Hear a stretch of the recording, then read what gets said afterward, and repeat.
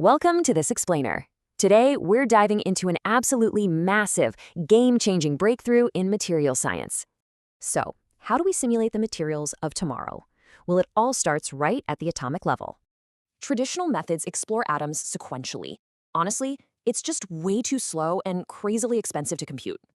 Okay, let's dive into Boltzmann generators. These AI models bypass that bottleneck, creating equilibrium samples in one shot. But here's the nightmare scenario. These early AI models completely fall apart when applied to really large systems. Why?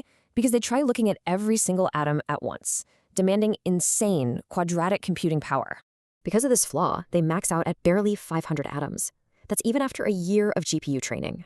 It's like memorizing a whole city instead of just your neighborhood. Shifting to a local approach changes everything. Enter the breakthrough, the locality assumption.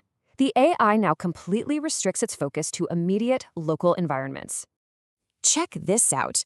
Using graph neural networks, the AI mathematically anchors its generation to just an atom's immediate neighbors.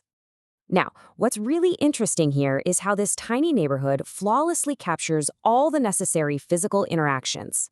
These inputs feed into augmented coupling flows, allowing for incredibly fast inference and highly efficient energy-based training. This local focus creates an absolute superpower, size transfer ability. We can actually scale up without retraining the entire AI. You just train on a small system, transfer it to a massive one, and generate accurate samples instantly. So the crucial point is this. Training on just 200 atoms lets you seamlessly simulate thousands of them. And scientists proved this works perfectly on real materials like water ice, Leonard-Jones crystals, and complex silicon phases. Look at this massive jump in sampling efficiency. The new local model is vastly superior to older methods.